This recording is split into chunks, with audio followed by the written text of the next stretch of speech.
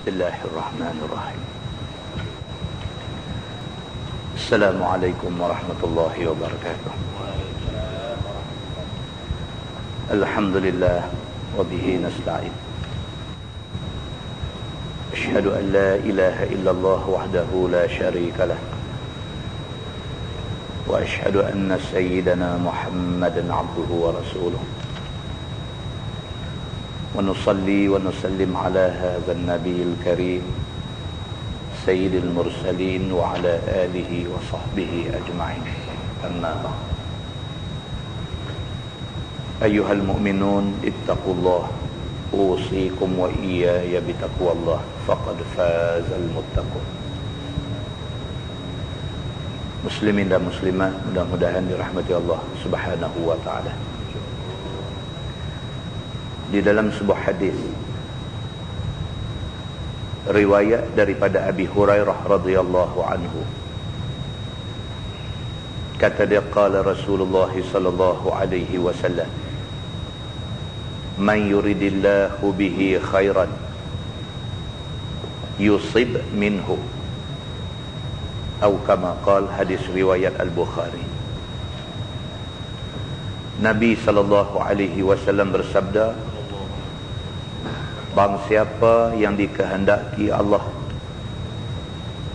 kebaikan ke atasnya, maka Allah Subhanahu wa taala akan timpakan musibah pada dia.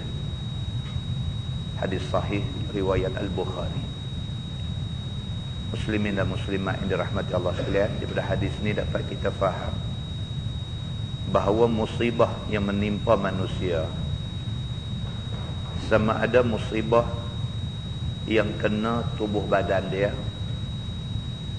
ataupun musibah yang kena harta dia, ataupun musibah yang menimpa keluarga dia, isteri ataupun anak-anak dia, ataupun apa juga benda yang dia kasih. Kalau sekiranya ditimpa musibah ke atas benda-benda ni semua, bahawa itu tanda Allah Subhanahu wa taala sayang dia. Kerana manusia kalau sekiranya tak kena apa-apa musibah, dia lupa Tuhan. Nama kata manusia ni, kalau sekiranya tak kena apa-apa musibah, terlupa. Kalau tak sakit langsung, sihat sedia, lupa Tuhan. Bila sakit, teringat Tuhan. Maknanya sakit itu adalah tanda sayang Allah dekat kita.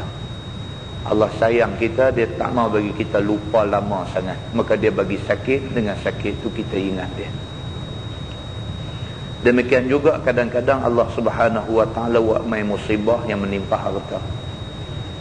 Harta benda hilang, harta benda musnah dan sebagainya. Apabila kita hilang harta benda kita musnah, masa tu kita ingat Allah Subhanahu wa taala. Maka Nabi sallallahu alaihi wasallam kata, may yuridillahu bihi khairan yusib minhu, ataupun dalam satu bacaan lain dia kata yusab minhu. Dua-dua pun Arab baca. Yusib minhu pun boleh, yusab minhu pun boleh. Makna dia, Nabi sallallahu alaihi wasallam kata, siapa yang Allah taala nak dia dapat kebaikan, Allah akan timpakan musibah dekat dia. Di dalam sebuah hadis lain riwayat daripada Anas bin Malik radhiyallahu anhu, kata dia, qala Rasulullah sallallahu alaihi wasallam, la yatamannayanna ahadukumul maut lidurrin asabah, fa in kana la budda fa'ilan falyaqul Allahumma ahyini ma kanatil hayatu khairan li wa tawaffani idza kanatil wafatu khairan li, atau kama qala, hadis muttafaqun alaih. Nabi sallallahu alaihi wasallam bersabda, Nabi kata, janganlah ada salah seorang daripada kamu yang mengharap-harap supaya kematian menimpa dia. Tak boleh. Kita tak boleh bercita-cita untuk mati, kecuali untuk mati syahid, itu lain cerita. Ni saja minta mati. Kerana susah sikit, minta. Kalau nak susah macam ni, biar mati senang. Tak boleh macam tu. Allah bagi sakit sikit kerana tak tahan derita sakit. Dia kata kalau nak sakit sampai macam ni, sampai anak cucu meluat ke kita, biar mati senang. Tak boleh. Maka Nabi SAW bersabda, Nabi kata, la yatamannayanna ahadukumul maut li dhurrin asabah. Tidak boleh satu orang itu kerana satu mudarat menimpa dia, dia bercita-cita nak mati. Fa in kana la budda fa'ilan.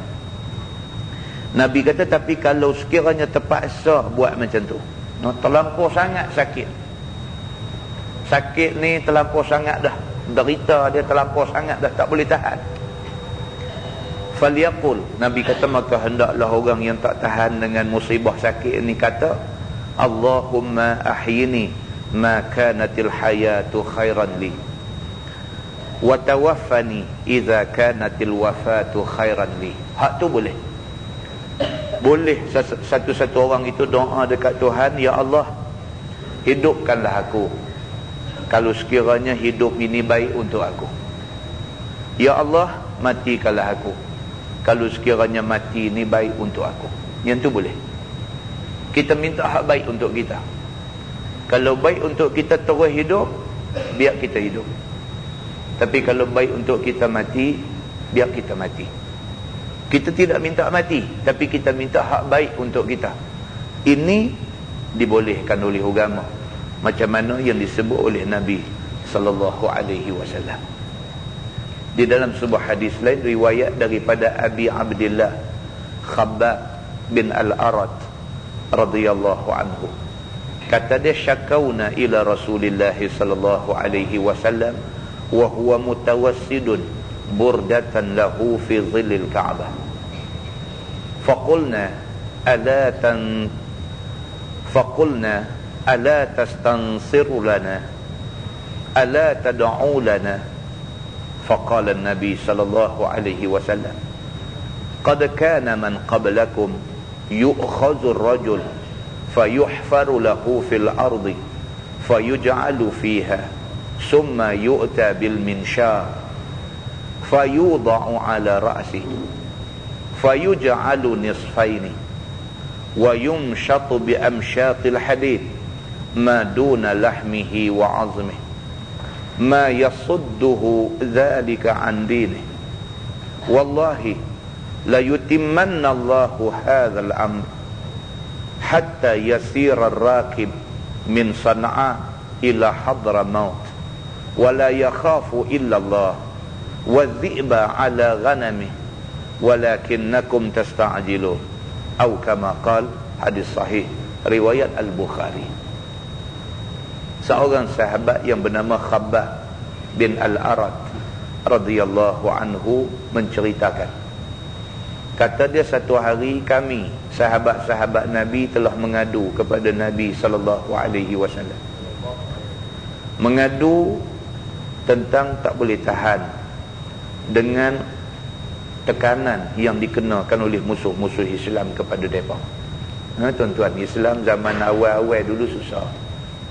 Nabi masa mula-mula bawa Islam dengan sahabat-sahabat dulu sangatlah susahnya. Kalau hari ni kita rasa Islam susah, duduk di negeri mana, di negara mana pun kena tekan, kena tindas, kena zalim dan sebagainya, Islam zaman Nabi SAW lebih-lebih susah. Tak ada banding dengan susah macam yang susah duk adalah ni. Sahabat-sahabat Nabi ni sampai tak boleh tahan dengan tekanan yang dikenakan oleh musuh-musuh Islam. Dia mengadu kepada Nabi SAW. Sahabat kata ke Nabi, ala tastansiru lana. Dia kata, ya Rasulullah, tak bolehkah minta supaya Allah Subhanahu wa taala tolong kita? Sahabat-sahabat semua tahu Nabi ni kalau angkat tangan minta, Tuhan makbul. Sahabat semua tahu, yang kata Nabi ni, yang kata Nabi Muhammad sallallahu alaihi wasallam ni, kalau dia angkat tangan minta, Tuhan bagi lala tu. Maka apabila sahabat-sahabat ni kena tekan, kena tindas, kena zalim, kena buat nyaya dan sebagainya, sahabat ni pun tak boleh tahan, pergi jumpa Nabi. Sahabat kata dekat Nabi, ala tastansiru lana, ya Rasulullah, tak boleh kah minta Tuhan tolong kita? Ala tad'u lana, sahabat kata, ya Rasulullah, tak bolehkah doa dekat Tuhan, doakan sesuatu dekat Tuhan? Kata Nabi SAW, qad kana man qablakum yu'khadhu ar-rajul fayuhfaru lahu fil ard fayuj'alu fiha.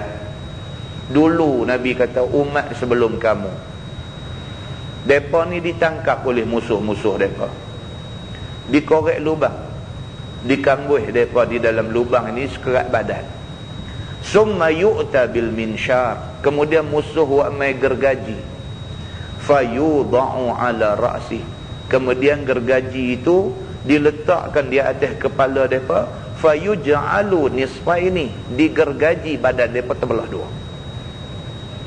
Nabi kata kita ni baru kena tekan, kita ni baru kena pressure, kita ni baru kena zalim, baru kena naya. Dulu umat Nabi dulu, Nabi Muhammad kata, ditangkap, ditanam sekerat pinggang, diambil gergaji kepala dia sampai terbelah dua, fayuj'alu nisfaini, maka terbelah dua. Wa yumshatu bi amshatil hadid, diambil pula satu macam sikat yang dibuat daripada besi, maduna lahmihi wa azmihi, sikat tu disikat badan mereka sampai terbit daging, tinggal tulang semata-mata. Semua ni dah kena kepada umat-umat dulu. Ma yasudduhu dzalika an dini, tapi nama kata nak tinggal agama, depa tak tinggal sekali-kali. Nabi kata, wallahi, Nabi kata demi Allah, la yutimmanna Allahu hadzal amr, Nabi kata demi Allah, Islam akan disempurnakan oleh Allah Subhanahu wa taala. Walaupun lah rasa susah sangat, berasa macam Islam ni tak boleh menang, rasa macam Islam ni lorak lah dengan keadaan duk ada lah ni, nampak macam Islam ni tak ada tempat nak duduk di atas muka bumi ni dan sebagainya. Walaupun rasa macam tu, Nabi kata wallahi, demi Allah, Nabi kata, aku bersumpah dengan nama Allah, la yutimmanna Allahu hadzal amr, Tuhan akan sempurnakan Islam ini, hatta yasira ar-rakib min Sana'a ila Hadramaut la yakhafu illa Allah. Dan waktu tu, waktu Islam sudah berkuasa itu, pada waktu tu satu orang berjalan daripada Sana'a ke Hadramaut, dia tak perlu takut apa-apa melainkan takut kepada Allah Subhanahu wa taala saja. Lah kita takut, tuan-tuan. Lah ni kita takut. Duduk di rumah takut. Duduk di rumah takut dengan pencuri, penyamun, perompak, macam-macam duk ada lah ni. Takut.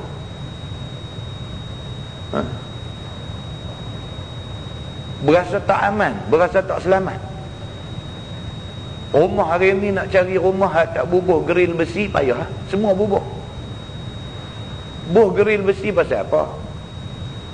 Kalau takat nak bagi elok, tak payah buh geril besi. Buh geril besi ni bukan kerana nak bagi elok, kerana takut pencuri.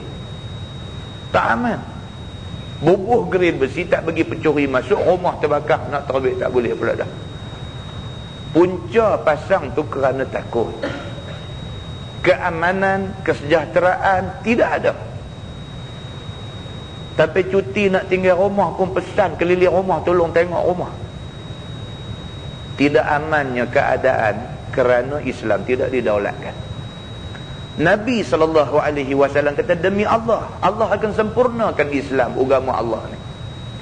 Dan apabila Islam disempurnakan, satu orang berjalan kaki daripada Sana'a, ibu negeri Yaman, Sana'a, pi ke Hadramaut, berjalan kaki pi, dia tak perlu takut kepada apa-apa. Tidak akan ada orang samun dia, tidak akan ada orang cuba nak bunuh dia, tidak akan ada orang yang akan mencabul kehormatan anak isteri dia, tidak ada apa-apa. Apa yang dia takut pada masa tu ialah Allah Subhanahu wa taala. Dalam perjalanan tu dia tak akan buat dosa kerana takut Allah Subhanahu wa taala. Bahkan apabila Islam disempurnakan di atas muka bumi, Nabi kata wadzi'ba ala ghanami. Pada waktu itu kambing tidak perlu takut kepada serigala lagi. Aman ni sampai ke peringkat Nabi kata keamanan tu sampai binatang boleh berkawan. Sampai serigala ni dia tak berasa nak serang kambing. Bahkan kambing berasa aman daripada serangan serigala. Walakinnakum tasta'jilun. Nabi kata hampa saja yang kalut, yang gopoh, yang nak cepat-cepat. Nak menang cepat-cepat, nak apa-apa jadi dalam sehari semalam. Nabi kata sedangkan benda ni akan jadi. Allah Subhanahu wa taala akan angkat Islam letak di tempat yang sewajarnya. Tunggu masa dia. Tidak perlu gopoh, tidak perlu kalut, tidak perlu tergesa-gesa. Kerana kok mana pun Nabi kata al-Islamu ya'lu wa la yu'la alaih. Islam kok mana pun tinggi, tak ada benda boleh menandingi ketinggian Islam yang maha tinggi itu.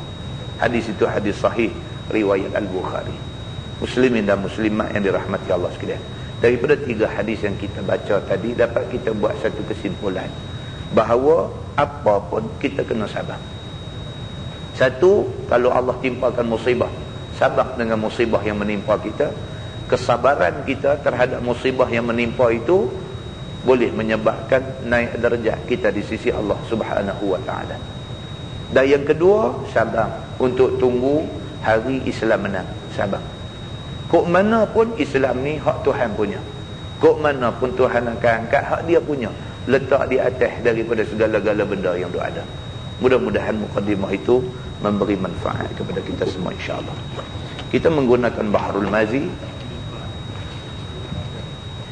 jilid 4.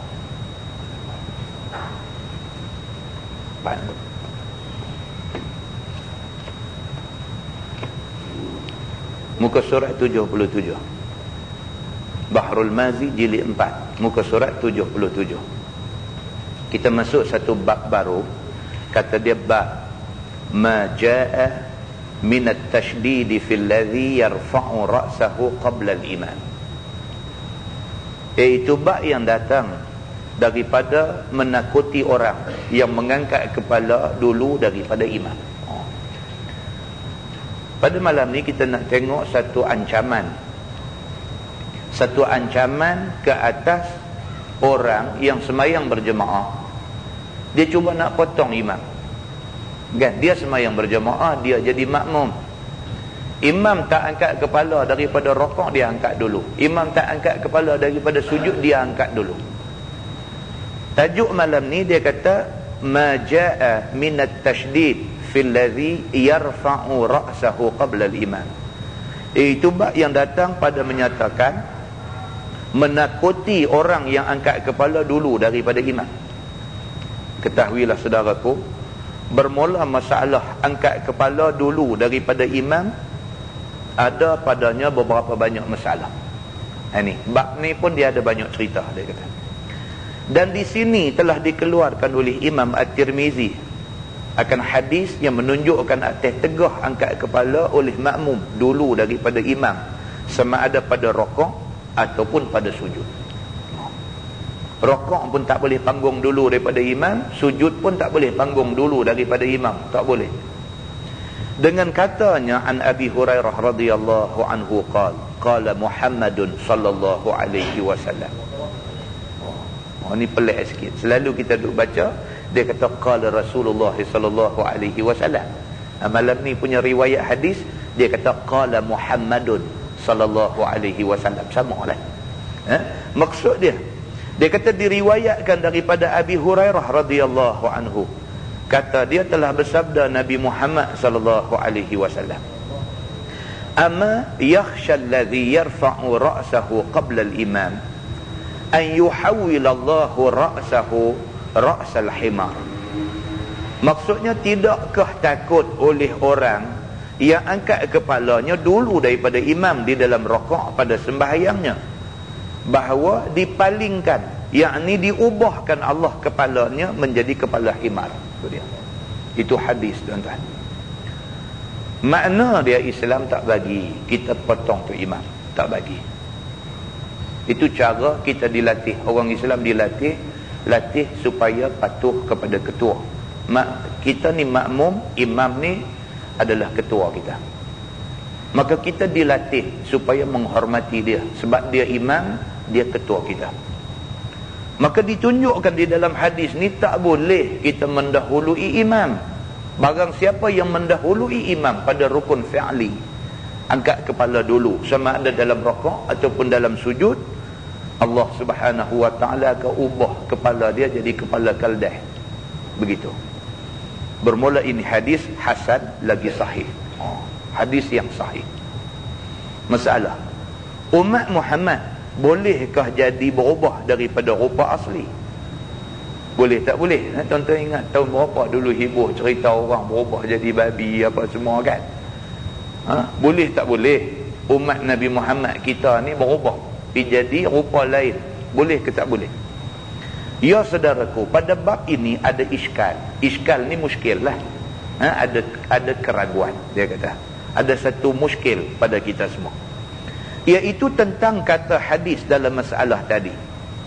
Kata dia dipalingkan Allah, yakni diubahkan Allah kepala makmum yang angkat ia pada rakaat misalnya, dahulu daripada imam, akan kepalanya seperti kepala himar. Itu maksud hadis tadi. Siapa-siapa yang panggung dulu pada imam, Allah akan ubah kepala dia jadi kepala keldai. Baik, itu maksudnya.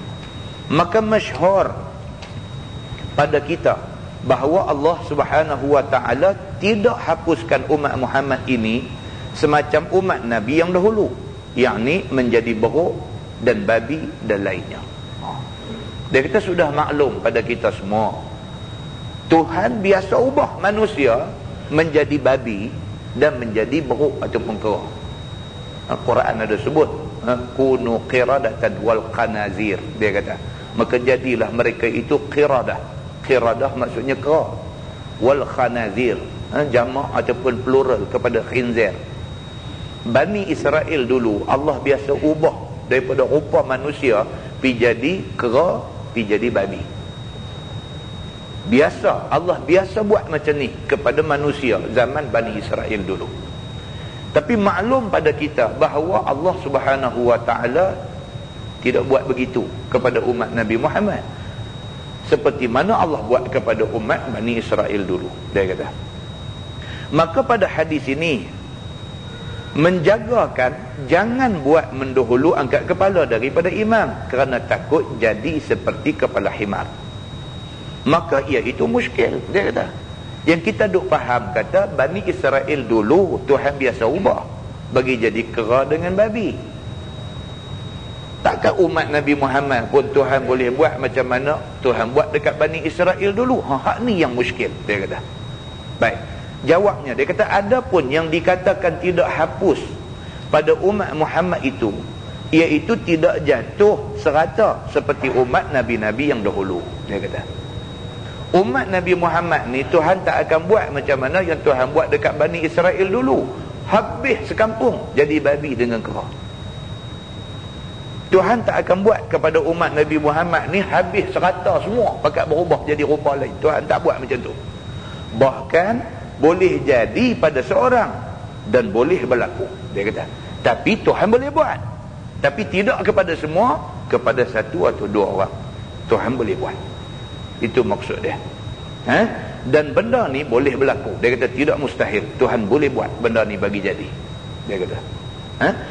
Ataupun makna paling ataupun makna ubah pada hadis itu, yakni kinayah daripada berpaling hati.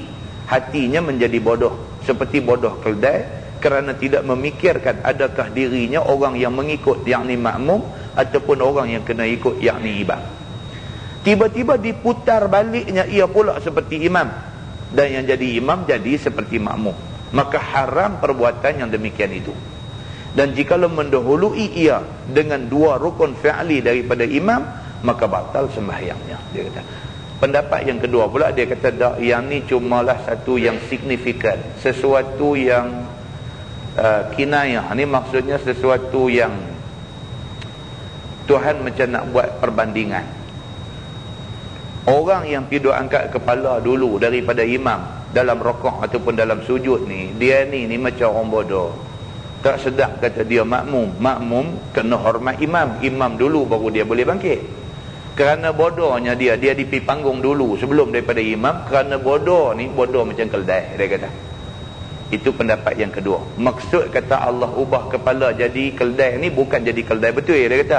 Cumanya bodoh macam keldai. Itu pendapat yang kedua. Maka jawab yang kedua ini dhaif, tetapi munasabah dan elok. Dan jawab yang pertama itu yang asah. Dia kata pendapat yang kedua yang mengatakan ini cumalah satu bandingan, ini pendapat yang tak popular. Ulama tak apa suka dengan pendapat ini. Pendapat hak mula tadi yang ulama pegang. Maknanya siapa-siapa yang suka duk potong tu imam, selalu dia macam tu. Rokok dia nanti bangkit dulu pada imam, sujud dia nanti bangkit dulu pada imam. Dia suka duk buat macam tu. Hari akhirat esok Allah betul-betul akan ubah kepala dia menjadi kepala keldai. Itu pendapat yang lebih diterima oleh kebanyakan ulama. Itu maksud dia. Baik, dia kata masalah mengikut imam dan kaifiatnya. Macam mana yang kata ikut imam ni, macam mana cara? Yang kata ikut imam ni macam mana? Kata Imam Nawawi, sunat tiada tunduk makmum bagi sujud sehingga menghantar imam akan dahinya atas bumi. Yang tu kata Imam Nawawi. Kita makmum ni paling cantiknya apa? Bila imam tu pi sampai ke tempat dia baru kita bergerak.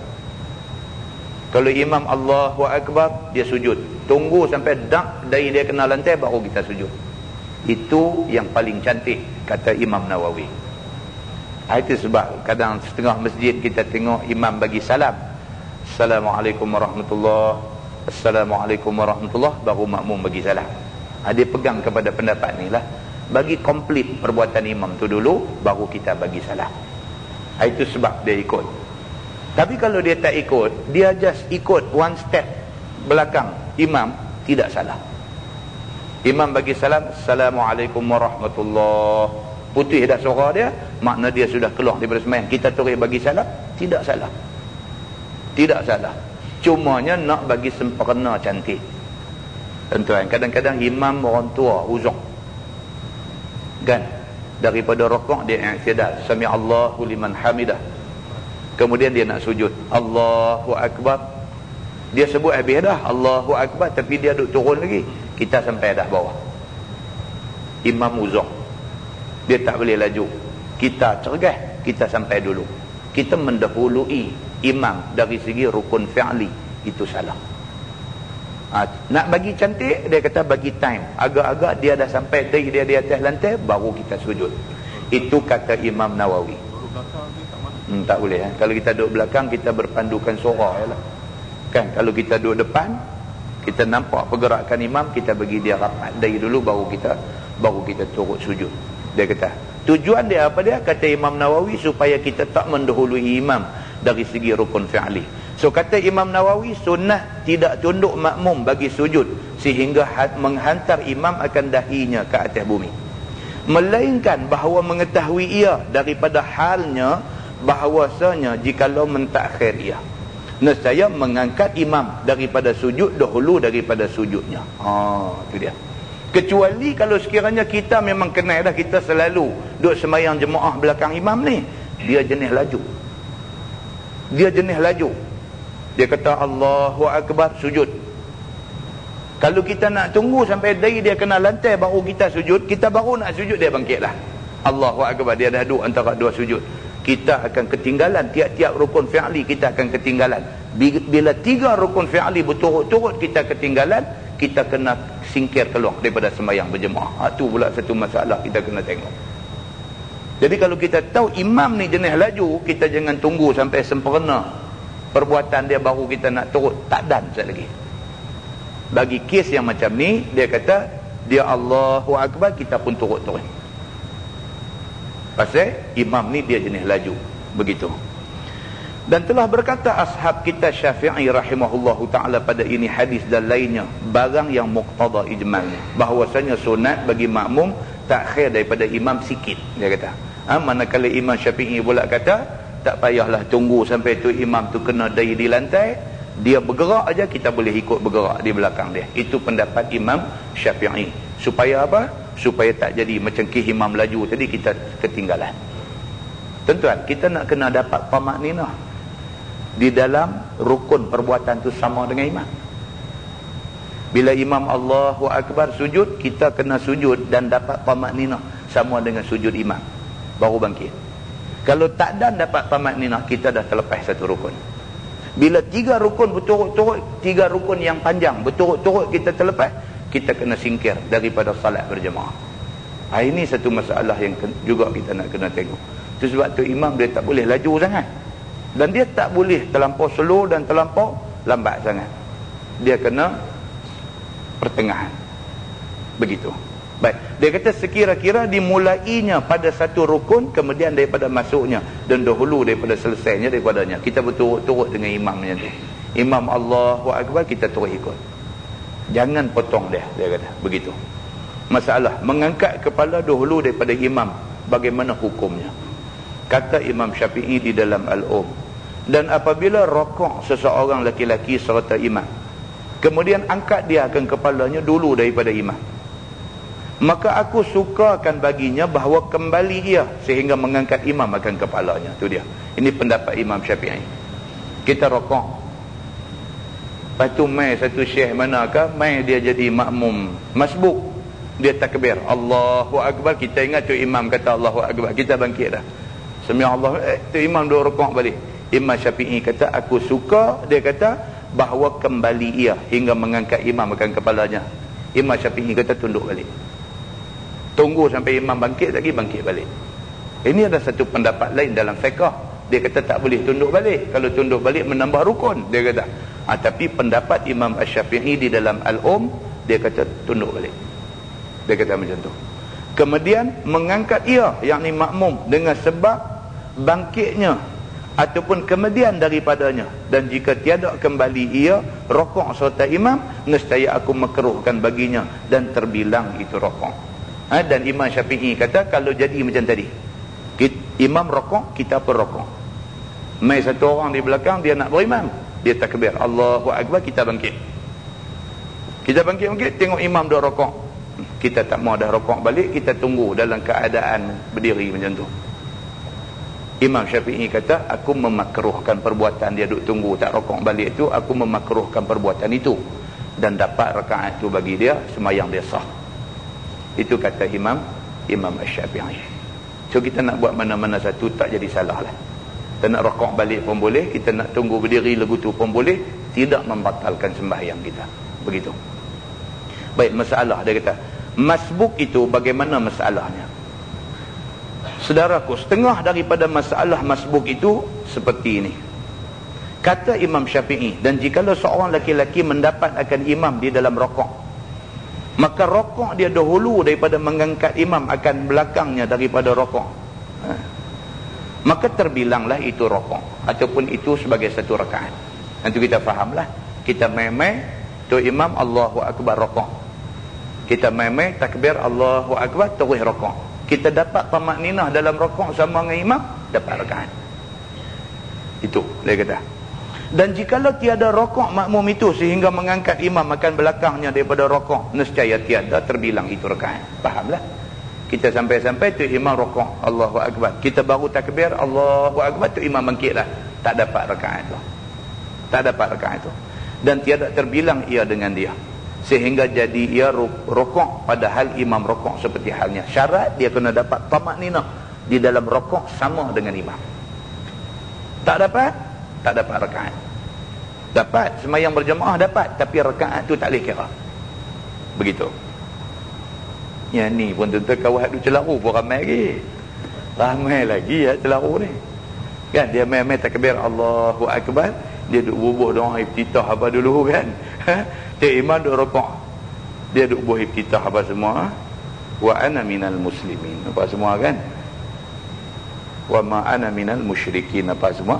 Cik imam sami Allahu liman hamidah, dia baru rokok, dia kira dah Fatihah boleh tak apa dengan dia, habis masa dengan baca iftitah, dia fikir tu sebagai rakaat dia juga. Ada juga sang kelibut macam ni, ada juga kan.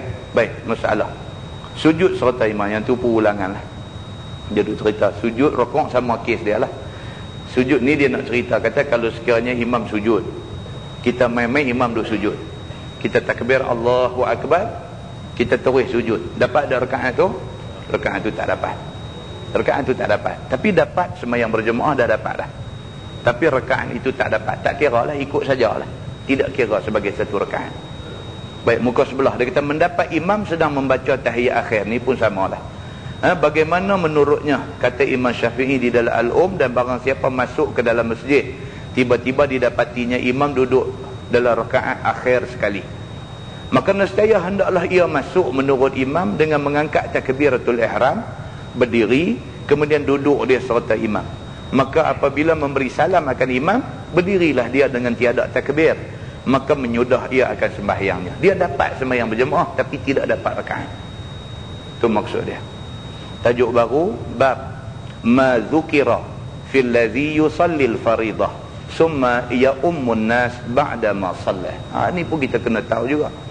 Dia kata bab yang menyebutkan orang yang sembahyang fardu kemudian menjadi imam dia akan orang lain, kemudian daripada sudah sembahyangnya.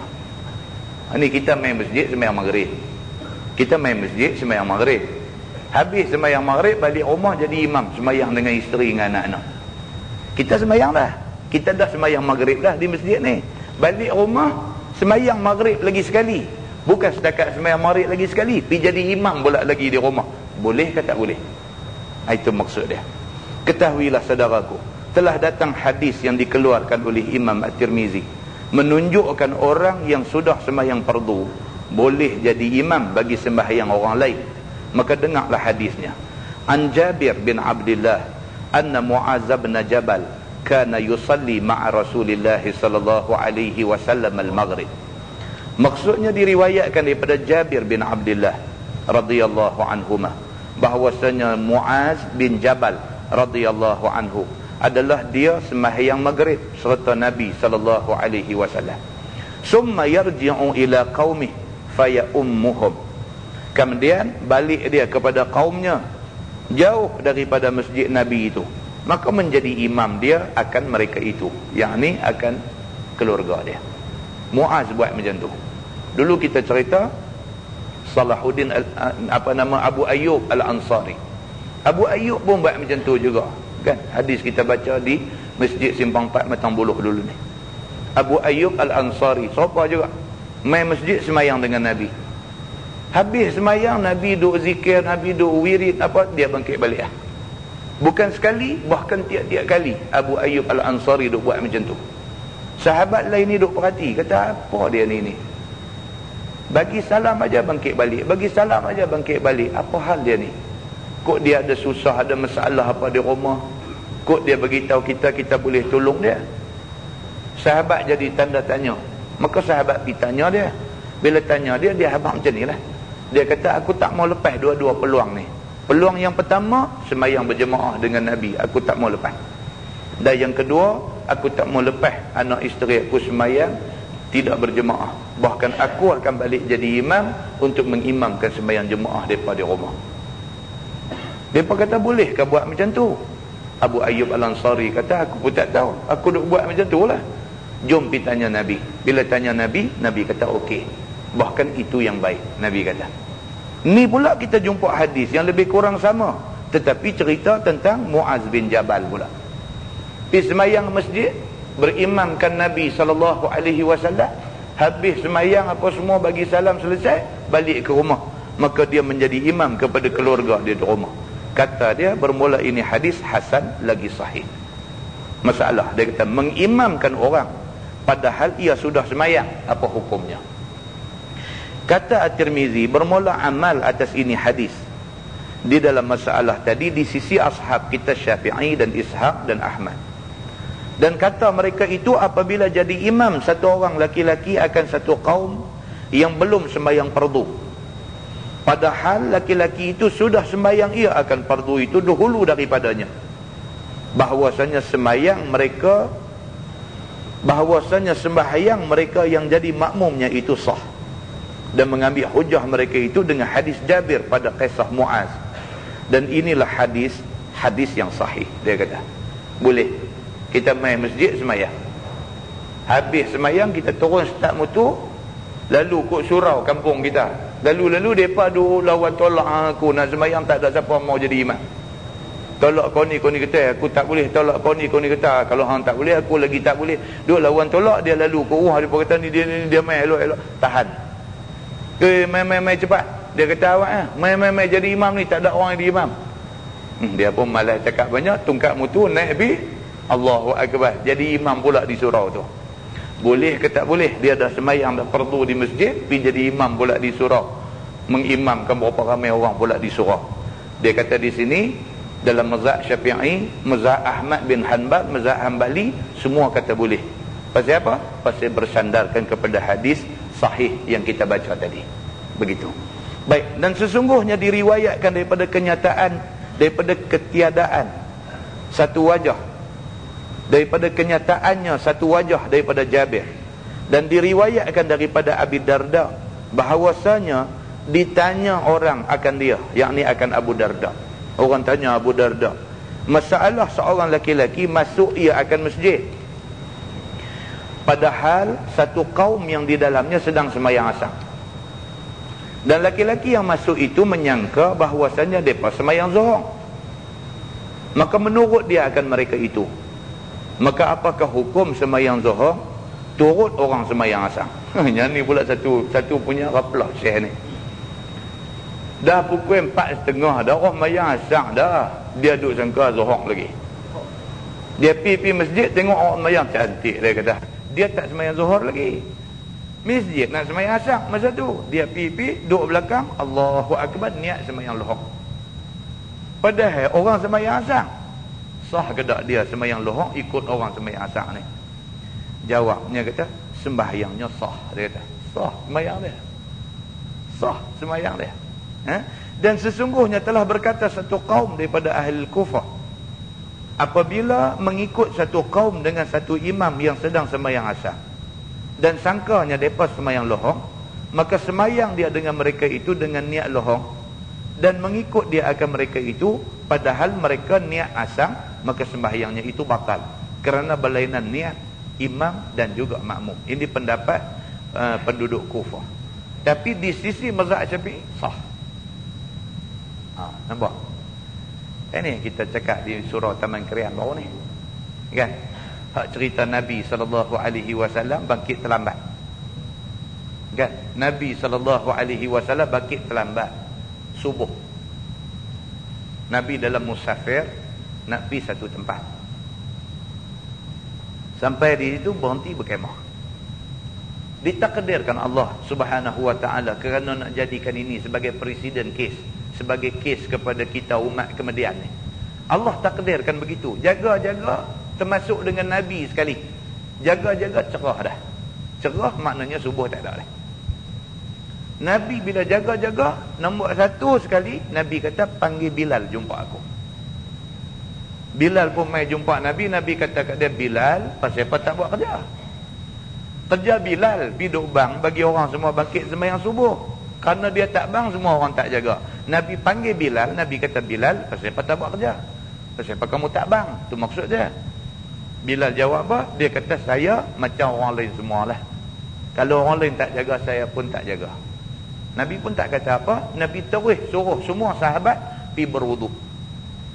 Kemudian Nabi ajak sahabat-sahabat pindah tempat. Daripada tempat terlena tak jaga tu, pindah pergi ke tepi sikit, sembahyang subuh berjamaah di sana. Hadis riwayat Al-Bukhari. Pindah pergi ke tempat tepi tu dan berjamaah. Nabi tidak sembahyang di tapak tu juga pasal apa? Nabi kata pasal di situ syaitan banyak. Maka dengan kerana tu semua orang tak jaga. Pindah pergi ke tempat yang bersih tepi tu, sembahyang subuh berjamaah, Nabi jadi imam. Berdasarkan kepada hadis-hadis yang semacam ni, ada 2-3 hadis yang macam ni yang duduk pada martabat hadis sahih.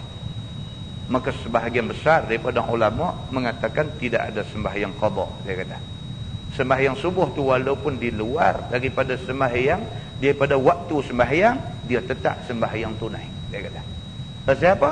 Pasal Nabi mengimamkan sembahyang itu. Saya janji di Taman Krian hari itu kata kita nak photostat bagi fatwa yang dikeluarkan oleh salah seorang ulama besar Al-Azhar yang dia ni bermazhab Syafi'i. dia juga keluar satu fatwa yang jelas dengan hujah-hujah dia sekali, mengatakan tidak ada sembahyang qada, dia kata.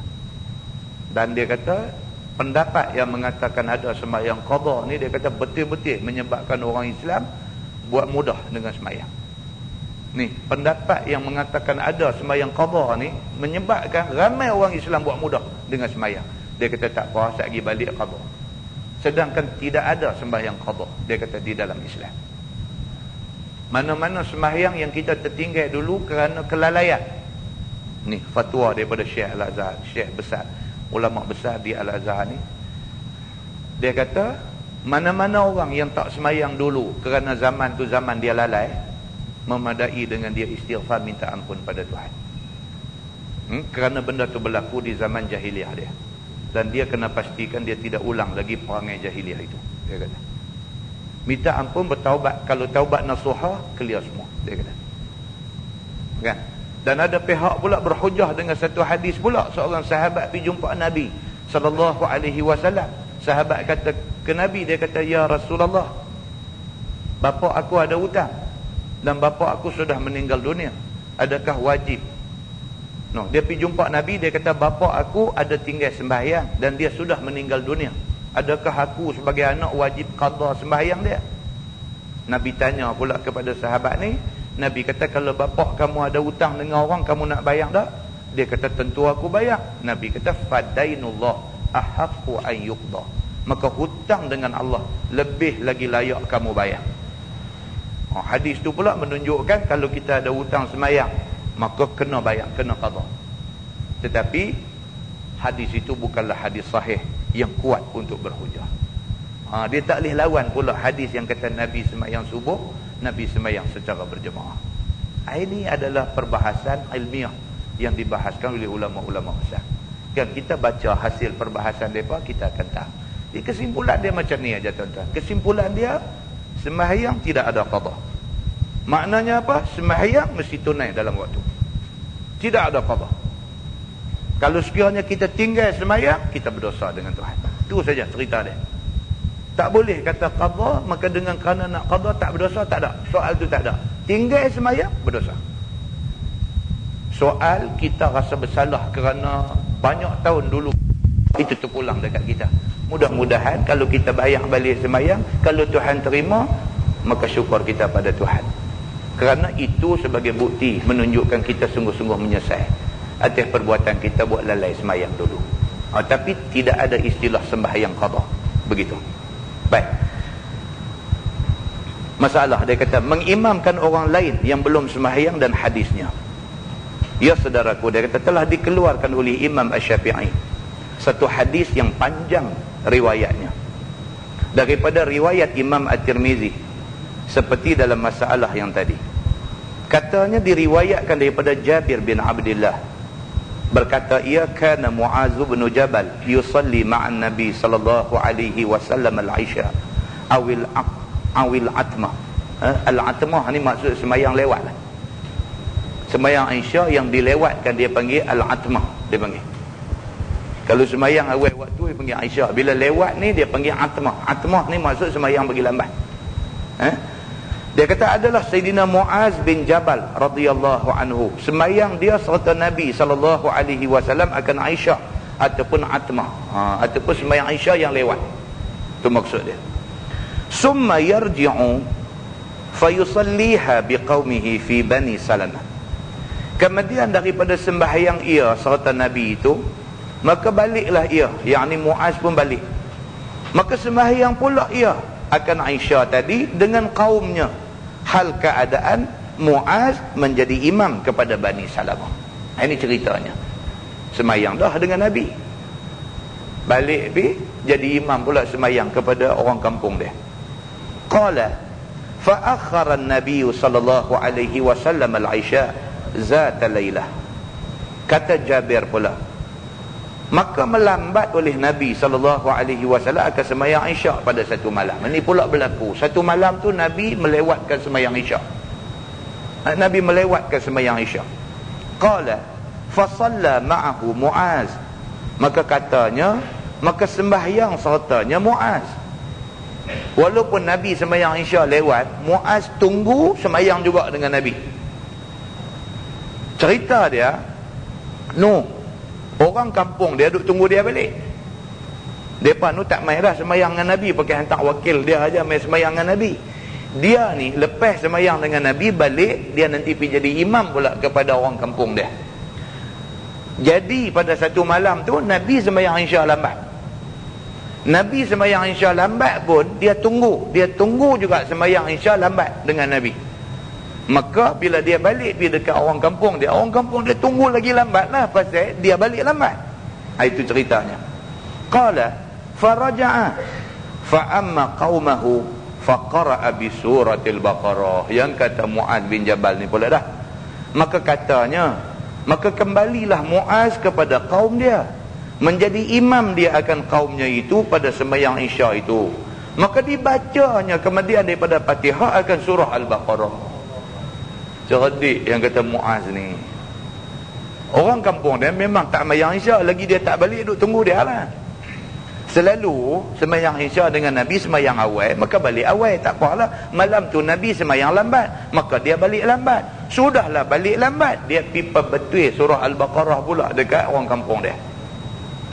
Apabila didengar oleh seorang daripada kaumnya yang demikian itu, maka datanglah benci di hatinya. Ada salah seorang daripada makmum hadut sembahyang ni, orang kampung dengar alif lam mim zalikal kitab, punggah dia kata dia ni.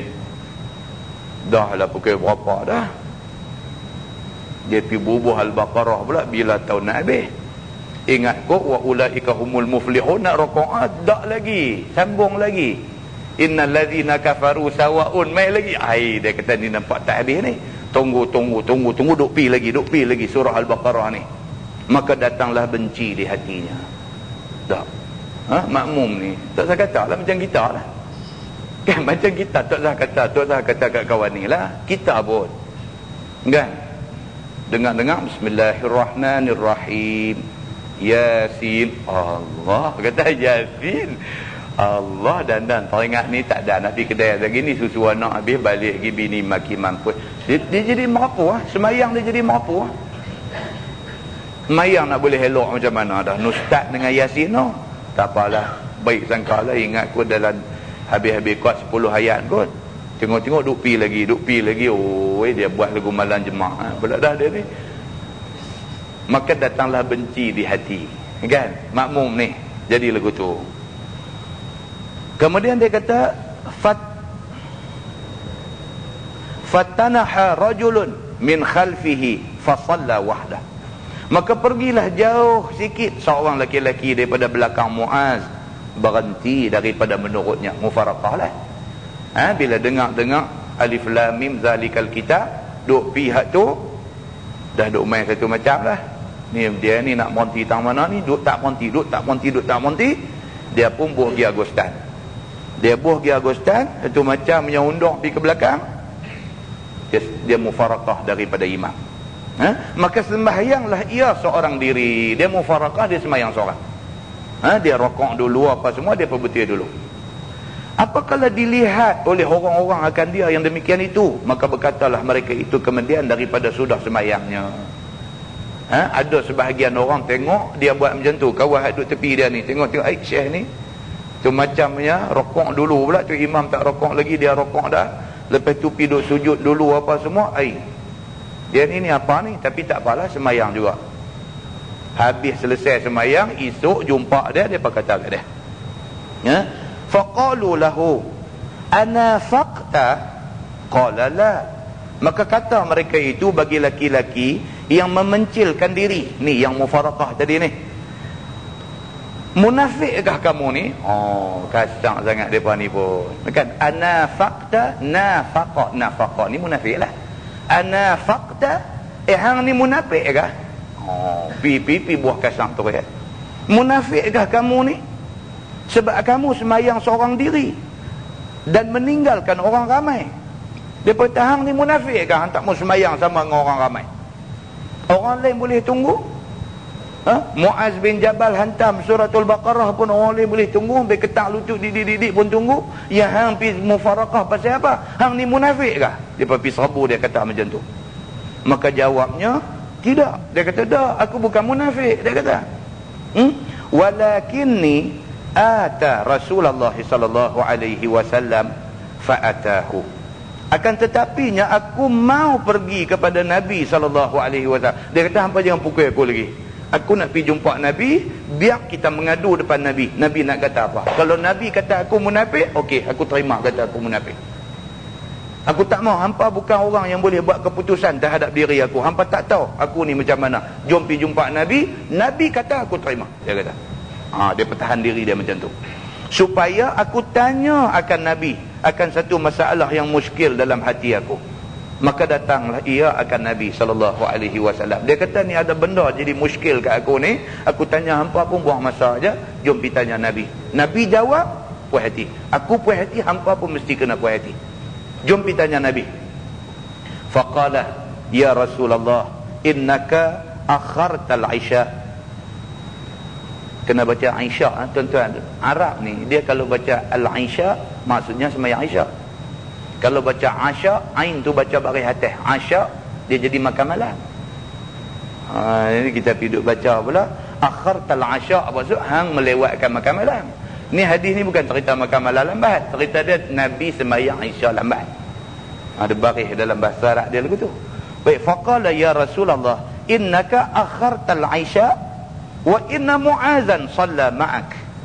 Apakala beradab dia kepada Nabi SAW, lalu berkata ia, ya Rasulullah, bahawasanya tuan hamba sudah lewatkan semalam daripada sembahyang Isya.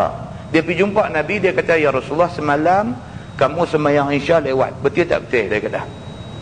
Dan bahawasanya Muaz bin Jabal telah sembahyang dia serta tuan hamba di sini. Dia kata Muaz, imam kampung kami, dia main sembahyang Isya di sini semalam dengan kamu. Kamu sembahyang Isya dah lewat. Maka Muaz pun sembahyang lewat.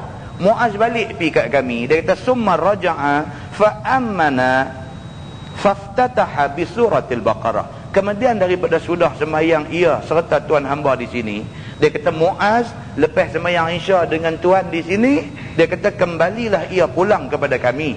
Padahal kami sekalian belum sembahyang Isya lagi. Maka jadi imam ia akan kami. Maka memulalah ia akan bacaan dengan suratul Baqarah, kemudian daripada Fatihahnya. Cerita dia macam tu, dia kata.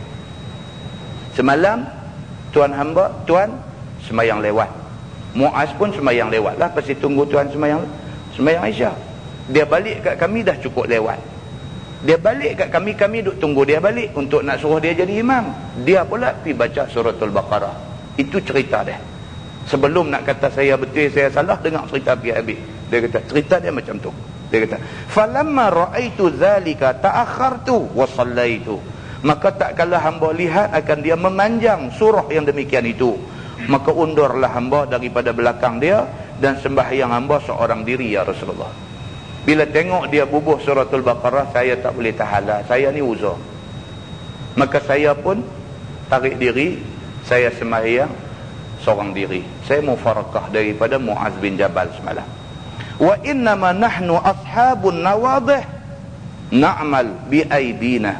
Hanya sahaja kami ni, yang kata orang Bani Salamah ni, bahawasanya kami adalah orang tukang jirih tanam-tanaman.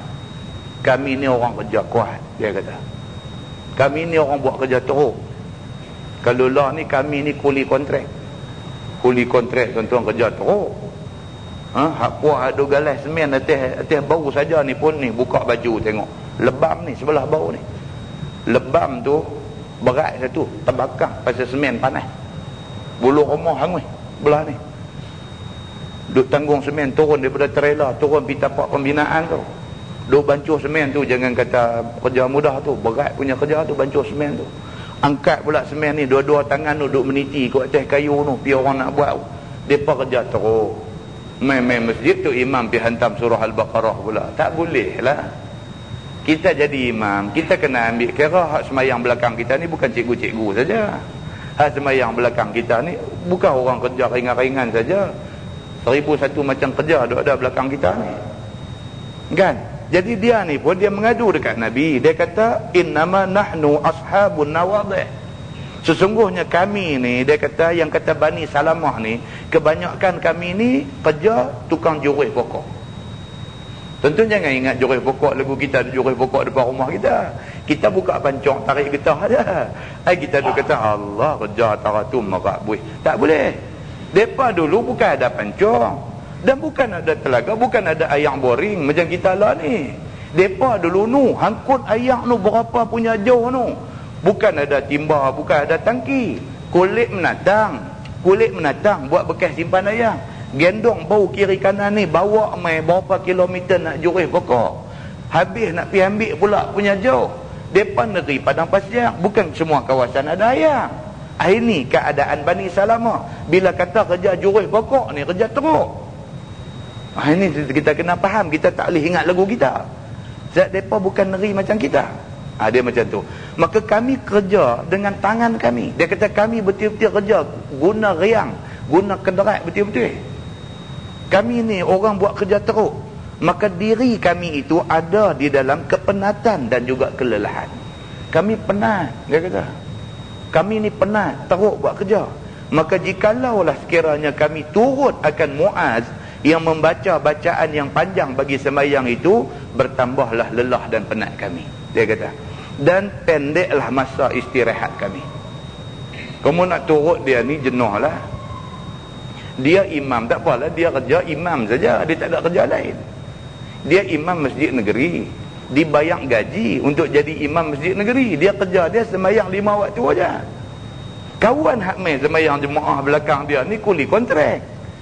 Dia duk kira nak baca Al-Baqarah untuk dia, tak apa. Ni hak kuli kontrak macam mana? Itu bandingan dia. Jadi dia kata kuranglah masa istirahat kami yang boleh membawa kepada mudarat kepada badan kami. Kita tuan-tuan tidur tak cukup pun cukup Kita ni haduk kerja elok-elok ni pun cuba tidur tak cukup. Apa nak jadi? Jadi tak tawan. Duk tak dua mengak. Orang pun ni awak dia ni cengeng ngak dia duduk mengak. Tidur tak cukup. Orang bukan tahu kita tidur pergi apa malam. Kerja pejabat, kerja apa duk balik mai pukul 1 tak siap lagi, sambung sampai pukul 2 sampai pukul 3. Pukul 3 baru habis pergi kena Nescafe pula segala. Kena Nescafe lagi tak boleh tidur. Elok terlelap Ustaz, subuh dah. Sejam setengah aja dapat malam tu. Pagi esok pergi pejabat je mata lagu merah. Silap sikit nak punggai kertas dia, jadi punca apa tidur tak cukup. Punggai kertas bercamuk di pejabat. Tak boleh orang buat silap sikit. Apa nama kerani teks surat silap sikit, patut titik pibuh koma pun punggai bercamuk buat atas lantai. Punca tidur tak cukup aja, tu pun nak marah. Ni pula ni puak haduk kerja teruk ni. Kan puak haduk kerja teruk ni. Dia kata kena pula surah Al-Baqarah pula sembahyang Isya. Dia kata teruklah kami. Dia kata rehat tak ada langsung, ni nak bawa mudarat dekat badan kami. Apabila didengar oleh Nabi akan perkataan itu, kata Jabir, fa aqbala Nabi sallallahu alaihi wasallam ala Muaz. Lalu beradab Nabi sallallahu alaihi wasallam menghalakan wajahnya kepada Muaz. Muaz nak boleh panggil dia ni main report. Nabi dengar. Ini report yang patut didengar. Ini report yang memang wajar dibagi tahu. Nabi tak marah dia, Nabi tak kata hang munafik, Nabi tak kata macam tu. Nabi terus beralih tengok Muaz dan perempuan. Beralih tengok Muaz. Faqala aftana anta ya Muaz. Aqri'a bi surati kaza wa surati kaza. Maka sabda Nabi sallallahu alaihi wasallam pada Muaz, buat fitnah ke engkau ini wahai Muaz? Buat fitnah ke engkau ni wahai Muaz? Adakah dibaca surah yang bagian dan surah yang bagian yang sangat panjang itu? Nabi kata hang ni betul nak buat fitnah. Nabi kata karut betul hang ni. Kerana hang, dia kata jadi fitnah dekat kau ni. Hang punya pasal orang pergi kata kau ni munafik. Hang punya pasal kalau orang tak faham, orang kata Islam ni teruk betul. Tak ambil kira masalah orang, duk kira dia aja nak buat suratul Baqarah. Hang ni betul-betul bawa fitnah. Nabi kata kat dia, adakah pergi ambil surah yang panjang macam tu? Ambil kira lah semua keadaan. Macam orang baca khutbah hari Jumaat sama. Katuk dah lah kata Muaz baca surah Al-Baqarah, mayang Isya lewat. Khutbah jemaah sama lah. Kita hari jemaah kerja. Dia boleh tongkat dia hantam sampai pukul 2.30. Ni kawan ni nak masuk pejabat. Ni dia punya duk tengok jam. Oi, celaru dia ni nampak lambat lagi nak habis ni. Nak keluar pergi pelan-pelan nak start motor, dia kata, oi munafik Nabi mana? Tuan, jaga baik-baik. Jadi baca khutbah apa serupalah macam kita baca hadis ni lah, kena cerdik lah, kena faham, kena ambil kira realiti yang ada keliling kita. Dalam agama dia kata bi'ah. Bi'ah ni persekitaran kita kena ambil kira. Kita duduk di negeri mana, orang kerja ke tak kerja ke, hak mai ni semua nak kena ambil kira. Itu sebab nak jadi imam, nak jadi khatib, syarat dia kena ada cerdik.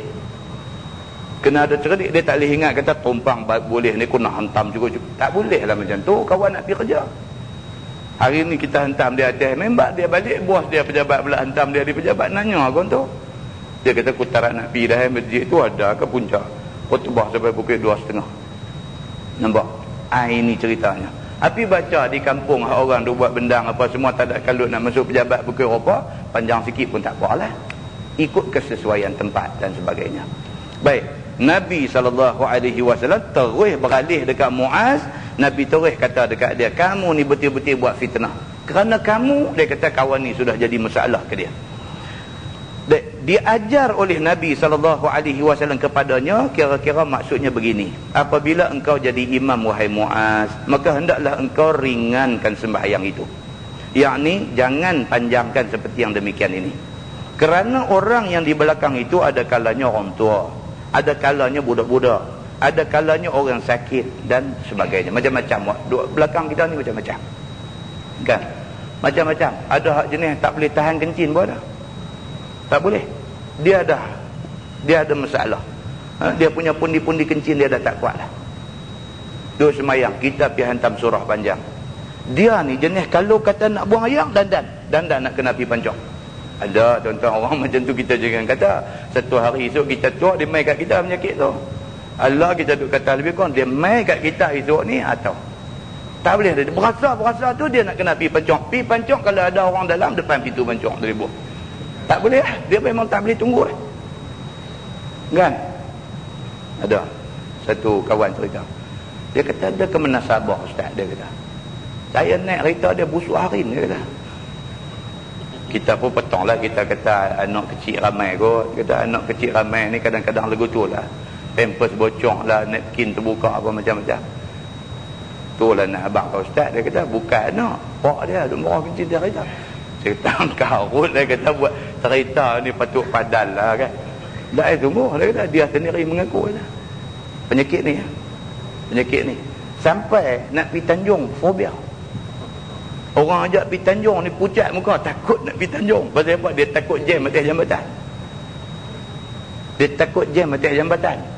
Kalau kok jalan kampung ni boleh gagah lagi, dia tak boleh tahan, dia berat, dia buka pintu, menyorok lip pintu tu. Selamat jalan lah kan. Jambatan nak buat guna. Nak buat guna. Duduk belah lain tengah tu pula, lain nak pergi tu. Takkan nak buka pintu. Tak boleh tu muka biru dah, tak boleh tahan dah. Atas kereta. Lalu dia kata, tu yang Kota Omai Tanjung dia dah. Kan? Ini tuan-tuan, orang hak macam ni pun main masjid. Dia pun sembahyang jemaah juga. Ini yang Nabi pesan dekat Muaz. Nabi kata jaga baik-baik. Dia kata orang hak macam-macam ni punya uzur ada banyak. Maka kita bila jadi imam, modu ingat benda ni. Ada orang tua, ada budak-budak. Budak-budak cara budak-budak, dia kenah dia pula. Dia teriak, mak dia semayang tak boleh. Dia teriak.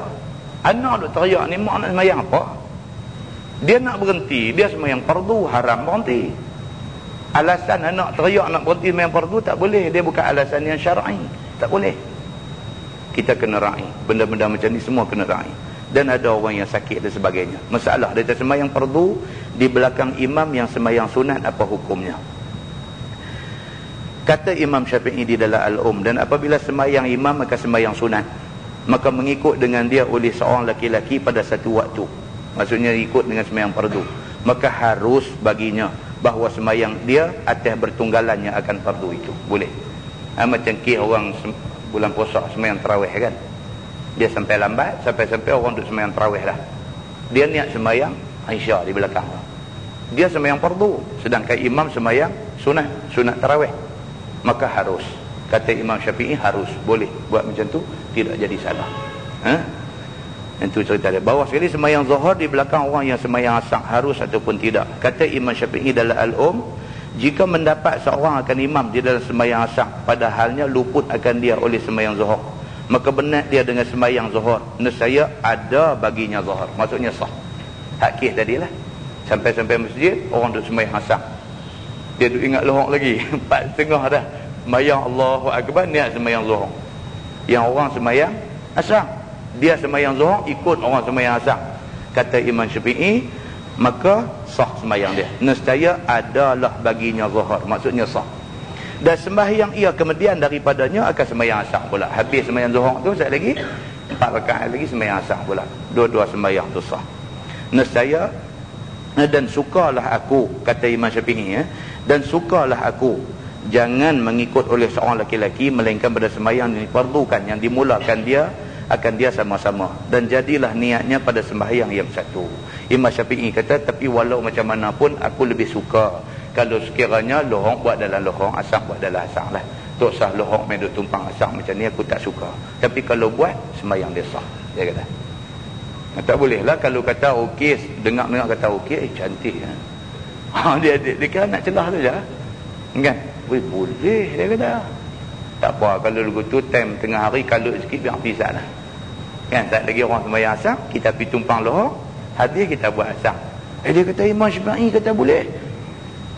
Imam Syafi'i habang awal-awal dah, walaupun sah, dia kata tapi aku lebih suka jangan buat macam tu, dia kata. Itu menunjukkan kita ni lalai sangat dalam agama. Dia macam tu. Tuan-tuan, dalam agama ni ada benda boleh, tapi boleh tidak bermakna disuruh buat. Boleh maknanya kalau buat tu sah, tapi tak sah lah macam tu. Macam kita kata semayang, boleh tak boleh kita semayang pakai kain pelekat, tutup atas pada pusat, bawah pada lutut, baju tak pakai, boleh tak boleh? Agama kata boleh, tapi tak sah lah macam tu. Itu ceritanya. Bukan kata tak boleh, boleh, syarat tutup aurat. Aurat laki-laki pusat dengan lutut, tutup yang tu semayang okey, sah. Tak sah lah buat macam tu, tak elok. Jadi bukan kata tak boleh, cuma tak elok buat macam tu. Wallahu a'lam. Lepas ni kita tengok bab ma zukira minar rukhsah fi sujud ala thawb fil harri wal bardi. Ini pun penting juga tuan-tuan. Cerita barang yang disebutkan padanya ketiadaan salah sujud atas kain di dalam panas dan di dalam sejuk. Ini cerita, ini ada perbahasan dalam fiqh. Dia ada dua. Satu, kain tu kain yang bersambung dengan badan kita. Kain tu kain yang bersambung dengan badan kita, dan dia boleh hampak atas lantai dan kita boleh sujud atas dia. Misalan kita pakai pakaian lagu Superman tu, ada satu sayap pula belakang. Sayap tu pula tu macam menyapi depan, sejadah pula dia. Maka dia dua kegunaan, satu sebagai sayap Superman, satu sebagai sejadah sembahyang kan. Tak ada lah orang lagu tu. Contoh, kita buat contoh hanya macam tu kan. Ataupun macam mana buh kain ni, kain ni apa nama, apa kan orang duk bubuh atas bau ni. Kalau dalam bahasa Arab dia kata burdah, Arab panggil burdah. Sunnah Nabi selain daripada dia lilit, Nabi serban lilit. Perkataan imamah tu sendiri dalam bahasa Arab, yang kata imamah makna dia lilit, bukan makna dia sebai macam Saudi tu dah. Imamah tu makna dia lilit. Perkataan dia tu, perkataan imamah tu makna lilit. Bila hadis tu kata apa nama, dakhala Rasulullah sallallahu alaihi wasallam yaumal fathi wa alaihi imamatu sauda. Telah masuk Nabi sallallahu alaihi wasallam ke Mekah pada hari pembukaan kota Mekah, wa alaihi, dan di atasnya, di atas kepala Nabi, imamatu sauda, serban hitam. Imamah tu makna dia lilit. Itu maksud dia kan. Selain daripada tu, Nabi dia suka buh satu burdah hati bau dia, buh hati bau. Itu kebiasaan Nabi. Baik, kain ni kalau sekiranya nak semayang dia hampak, okey, tak timbul masalah lah. Kain burdah sudah jadi sejadah. Tapi kalau dia tak nampak, dia buh atas bau dia aja. Tapi bila sujud, kain tu rap kata mai di depan, dia sujud atas kain tu. Ini ada perbahasan dalam fiqh. Sah tak sah? Dia sujud di atas kain yang bergerak mengikut pergerakan dia. Ini akan dibincangkan dalam tajuk yang insya-Allah kita baca pada bulan depan. Ataupun ni ekor sorban ni. Kadang-kadang ekor sorban ni dia pergi jadi panjang misalnya kan. Bila nak sujud, zap kata dia mai duduk di tempat sujud kita, tempat dai kita ni. Kita pun pergi letak dai di atas kain sorban, di atas ekor sorban yang terampang tu. Sah ke tak sah sujud kita? Ini dibahaskan dalam tajuk yang insya-Allah kita baca bulan depan. Ini juga penting sebab dia berlaku. Lepas tu kita masuk bab zikri ma yustahabu minal julus fil masjid ba'da salati subhi hatta tatlu'a syams. Iaitu bab yang menyebutkan barang yang disunatkan daripada duduk dalam masjid kemudian daripada sembahyang subuh sehingga terbit matahari. Ini dia ada hadis.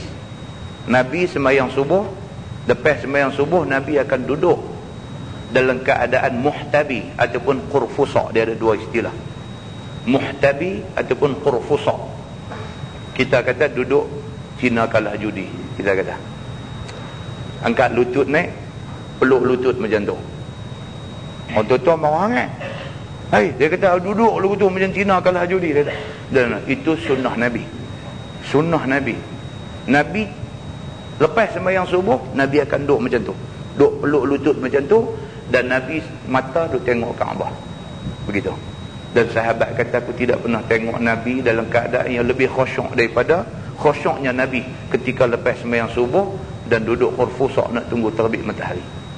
Itu ada cerita dia. Jadi apa-apa hukum duduk tu, dan di bawah tajuk tu dia ada bahas satu benda yang menjadi kontroversi dalam masyarakat, iaitu dia bahaskan tentang wirid deras dengan wirid pelan. Benda ni pun kadang masyarakat bercakap, wirid tak boleh deras, wirid tak kena pelan. Ada pula setengah pendapat kata tak boleh wirid langsung, habis-habis sembahyang bagi salam bangkit pi saja dan sebagainya. Tajuk yang insya-Allah kita baca bulan depan, dia akan kupas benda ni dari sudut pandangan Imam Asy-Syafi'i, pandangan mazhab. Dan kita akan tahu secara yakin. Kalau lepas ni orang kata apa lagu mana macam mana, kita ada benda nak jawab pasti kita baca daripada kita. Dan kemudian tajuk yang ketiga pun bagus juga. Dia kata ma zukira min iltifati fi salat, iaitu menyatakan soal berpaling-paling dalam sembahyang. Iltifat ni duduk sembahyang, mata lagu duk rolin tengok. ada juga tajuk tu dan dibaca kan, Allahu Akbar, macam ya duk tengok sejadah kawan tu macam mana kau pula tengok kawan ni awak gimana dia ni. Ada dalam hadis ada cerita, dan Nabi SAW ada sekali sahabat melihat mata Nabi lagu duk tengok macam tu, dicatatkan dalam hadis. Dan dia ada kupasan dia, boleh ke tak boleh ke, kalau boleh lagu mana, tak boleh macam mana, dibahaskan benda ni di dalam agama. Tuan-tuan, tajuk ni tajuk yang baik kerana dia melibatkan ibadat kita hari-hari kan. Tapi kehadiran agak kurang memuaskan kan. Kadang-kadang sayanglah benda-benda macam ni, kadang-kadang sayang. Benda-benda yang kita kena tahu ni kadang-kadang sayang bila kita tak tahu, kita duk buat silap kan. Wallahu a'lam.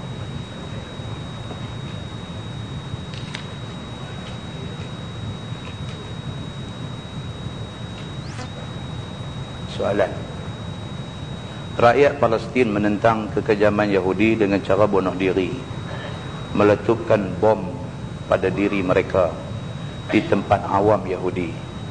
Adakah perbuatan itu salah di sisi agama? Yang ni tuan-tuan, Dr. Yusuf Al-Qardawi dah keluar fatwa tentang benda ni, dan fatwa dia sangat jelas. Fatwa dia sangat jelas dan fatwa dia dipersetujui oleh ulama-ulama besar Islam hari ini. Syekh-syekh yang ada di Al-Azhar University, apa semua ulama-ulama yang dikenali dalam masyarakat Islam hari ini setuju dengan fatwa Dr. Yusuf Al-Qardawi. Ceritanya Dr. Yusuf Al-Qardawi menganggap orang-orang yang bom di badan, kemudian dia bawa diri dia dengan bom tu pergi ke tempat orang-orang Yahudi itu berhimpun, letup diri dia seorang, mati beberapa perancang Yahudi sebagai mati syahid. Dr. Yusuf Qardawi kata itu adalah mati syahid dan itu bukan bunuh diri.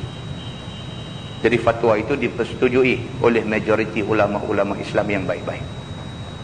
Cuma dia letak syarat. Syarat tidak boleh buat macam tu di tempat awam.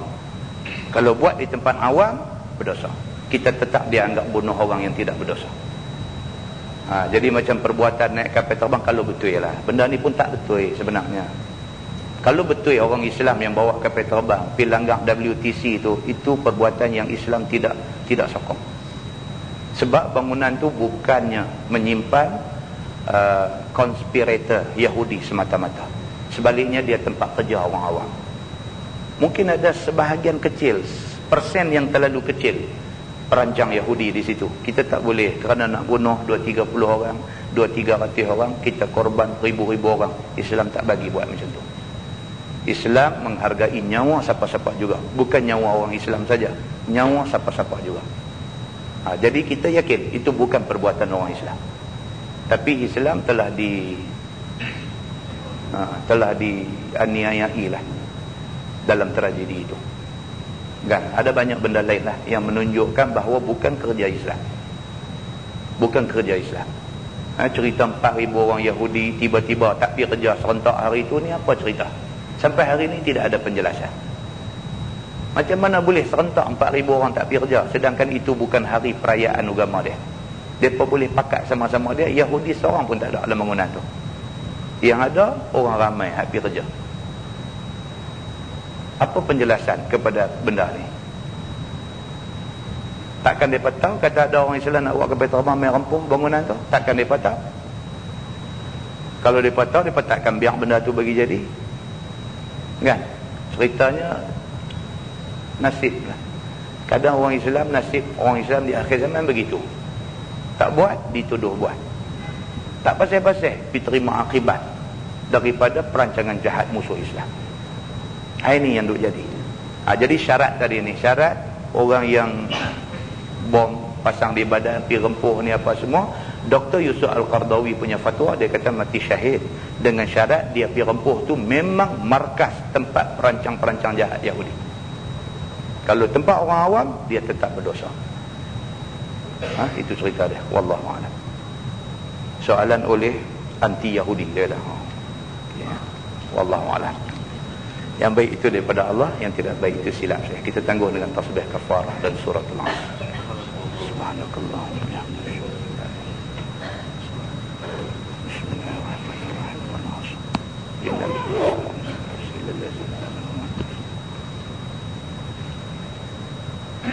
اللهم صل على محمد في الأولين والآخرين وسلم ورضي الله تبارك وتعالى عن سادتنا أصحاب سيدنا رسول الله أجمعين. بسم الله الرحمن الرحيم. الحمد لله رب العالمين حمدا يوافي نعمه ويكافئ مزيده. يا ربنا لك الحمد كما ينبغي لجلال وجهك الكريم وعظيم سلطانك. رضينا بالله ربا وبالإسلام دينا وبمحمد نبيا ورسولا. اللهم افتح علينا فتوح العارفين وارزقنا فهم النبيين بجاه خاتم المرسلين. اللهم فقهنا في الدين وعلمنا التأويل واهدنا صراطك المستقيم.